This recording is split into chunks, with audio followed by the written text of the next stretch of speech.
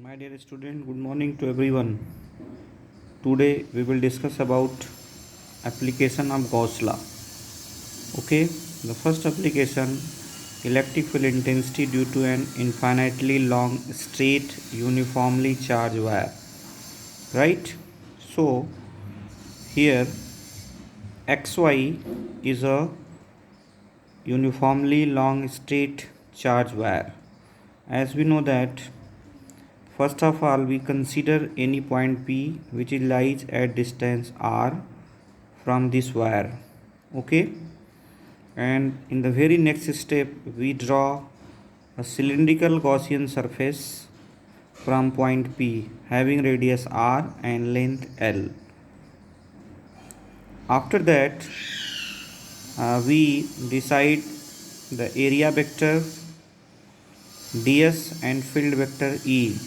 So we see here in this cylindrical Gaussian surface there are three parts, part 1, part 2 and part 3. At part 1 and part 2 the field vector E and area vector ds lies perpendicular direction. It means theta will be 0. Similarly at point 2 theta is also 90 degree, theta is also 90 degrees, so there will be no flux. And my dear student, at point 3 the area vector ds and field vector E lies in same direction, that is theta is 0, so flux will be maximum at this point 3. And remember it, here the charge is distributed uniformly over the length of this wire, so we use here linear charge density lambda, that is q by L, and q is equal to lambda into L. This is relation first. Now applying Gauss law. Using Gauss law, we have surface integration E dot ds is equal to q by epsilon naught.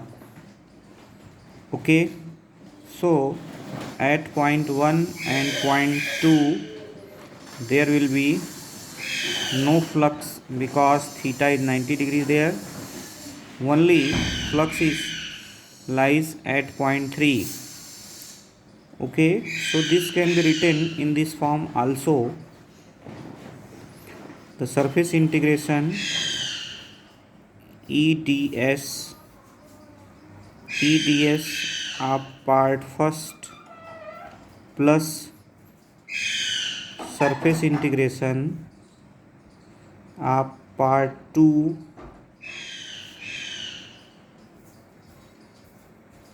plus surface integration of part third is equal to q by epsilon naught. So on expanding it at point 1 and point 3, at point 1 at point 2, theta is 90 degree, so this value is cancelled. Okay, so flux is maximum at point 3. This can be written as like this.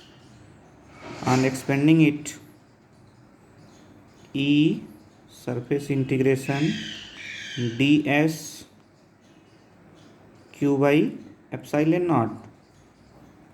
In the very next step,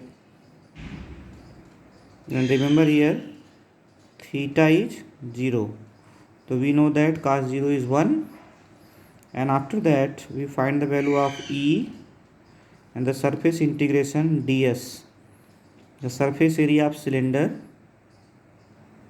2 pi RL, right? And using relation first in second, or you can say putting the value of q in relation second, we have E into 2 pi RL is equal to lambda L upon epsilon naught. L cancel from each other. Our required result E is equal to 1 upon 2 pi epsilon naught lambda by r. This is the electric field intensity due to this long straight wire. Thank you.